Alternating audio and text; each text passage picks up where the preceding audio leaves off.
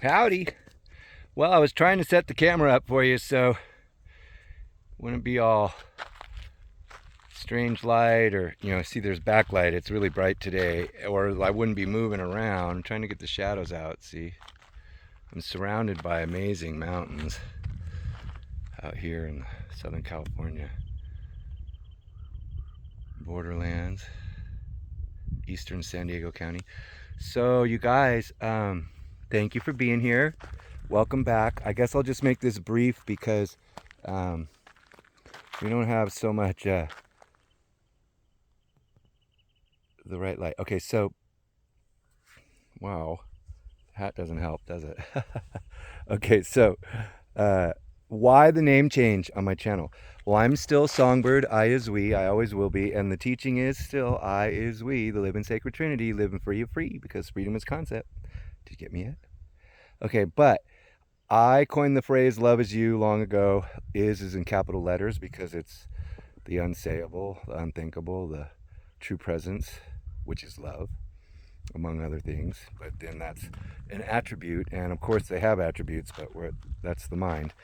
So recently, if you've seen some of my other updates recently, you know that I went through a horrible bicycle accident, basically hit and run, and now I have to have a hip replacement and stuff. So we're all dealing with challenges, not to mention the crazy world and everything, but it's how you look at it and it's how you react. And really, look, Candlewood.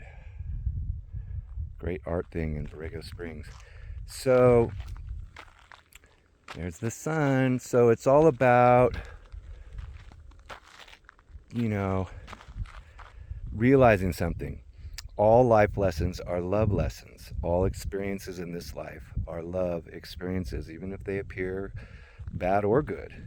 Doesn't matter. Oh, I'm having a hard time holding this with my bad shoulder. So, I'm gonna do the way I'm gonna do the channel now is I changed the name to Love Is You. I've spent my entire life walking the spiritual path and practice and studying different traditions and, putting my money where my mouth was, putting it to the test. And recently I discovered the secret of the golden flower. It's a really rare, ancient Taoist text that goes hand in hand with like Mahayana and Vajrayana Buddhism. It's right up my alley, and it's really helped me to refine a few things and clarify some things that I've been practicing for years and years. So if you can go on archive.org. Don't read the old version with Carl Jung's foreword written by Wilhelm. There's too many mistakes. Read the one by Cleary. It's awesome, and it's free. It's about turning the light around, right? They have some great phrases. So, what I thought I'd do with the channel now is find a place where I don't have to hold the camera and I can speak to you, just like a friend, just like that spiritual Sherpa walking with you along the trail to the peak. So we can jump off together and fly and soar. So what I'm going to do now is, I used to have a lot of long teaching videos on there, and I took down probably 40 videos, about 50 hours worth of video from a couple of years of just straight teaching out of my little kiva where I was living. And I paid dearly for that education, and it wasn't really getting seen enough. And so I took those down, and I thought that the approach now would be more like storytelling, because I've had so many experiences in this life, good and bad, and I've used the spiritual principles to, see my way through and discover self-honesty and divine love. And I had mentioned before, when I was young, I was a practitioner. I used to make lots of money healing people, but I needed to go to the land. I needed to figure some things out about myself, and I really had a lot of ego work to do, and so it would seem. And so I don't want to get too stuck in the Eric story here, but we're all going through it. And even if you think your life is not a struggle and that you're just fine, you're loved because you're rich, well, good luck. You're going to be back. I don't want to come back. I want to get my lessons this time, and whether it's good or bad, there's a lesson there, because those are just appearances and mental designations, discriminations, and you know, the real place, the real I is we, the real living essence, which calls itself I, is really a nameless and a formless energy and power and awareness and presence, and it abides. And you know, a lot of talk these days about a shift and about raising your frequency to less dense levels. And you know, in the physical realm, this is true. This is a vibratory, was created by the word Om, which is thought and light, and everything is light, all thoughts, everything. But what do you do with the light? Do you know how to turn the light around and focus it on the essence of your mind? Can you grasp your mind? Where do thoughts come from? Where do they go? Who am I? These are the real questions. This is why we're here. And until we answer these, we keep coming back. Some say you get 30,000 lives. Others say it's infinite, you know, until you figure it out. Either way, love is there supporting. And it's always here. It's not always easy to see because our hearing is our inner hearing is so tuned in to the story we tell ourselves about what we are and who we are and what the world is. And, you know, oh, I'm a body and I'm this age and I'm this color and I'm this sex, and none of that's true. But it's not true. And the one important thing is you're going to have the experience if you sincerely and genuinely cultivate the spiritual path and the practice and inner communion and ultimately union, which already always is. But, you know, you'll deal with the world of appearances and stuff. And it's not to get rid of it. It's not to overcome it. It's not to try to fix it. The way that it's healed, the way that it's seen through and it disappears and falls away is by allowing the truth to be, because only one presence can be present. And when that presence is realized, liberation is realized. You already are liberty. You already are freedom. You don't need to be free from anything.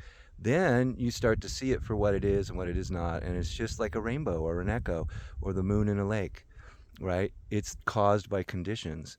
And those conditions are in your mind. Your mind is a quantum holographic projector, and your attention creates the earth and the universe. And your eyes and your mind are light, our sun and moon, our earth. There are so many symbols and metaphors. And really, it's about discovering our own divinity, not a divinity that's personal, although you will have a personal experience with it. It's impersonal. The truth is always impersonal and universal, but it will come through your awareness, your consciousness, and clarify it so that awareness can operate better, more freely, and eventually just constantly, because you've done the work, what they call the 100 days, which is really not 100 days. It could be any amount of time. It's a sincerity. And that's what it comes down to, self-honesty and sincerity, realizing I is we. The golden rule is true.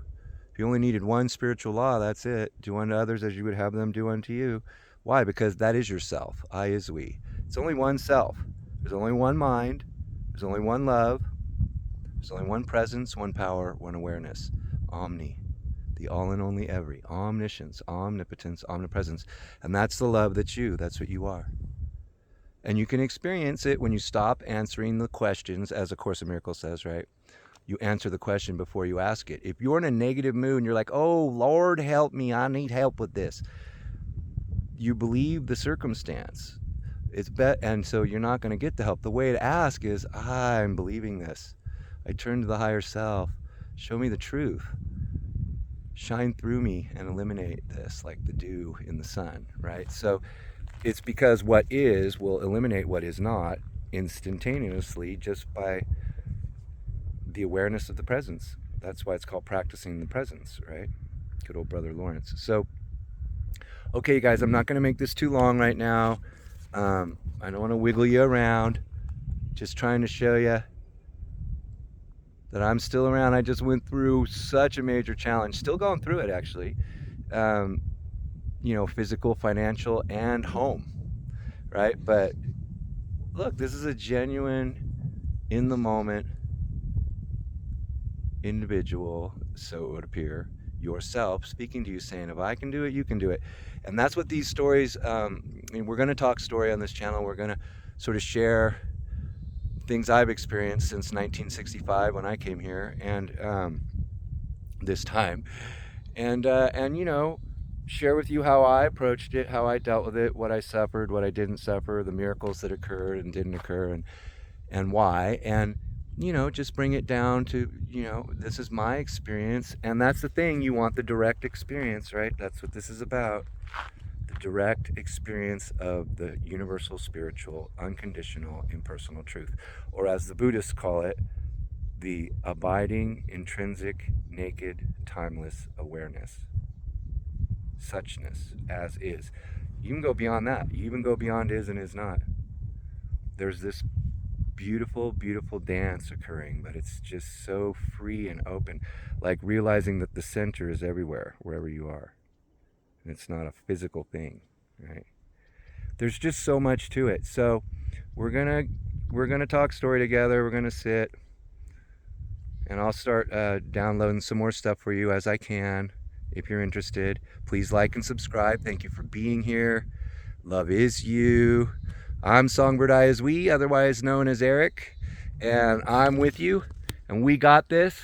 And watch my shorts. I'll put up a bunch of poems, and please share this if you get something out of it, and let's work this out, you know.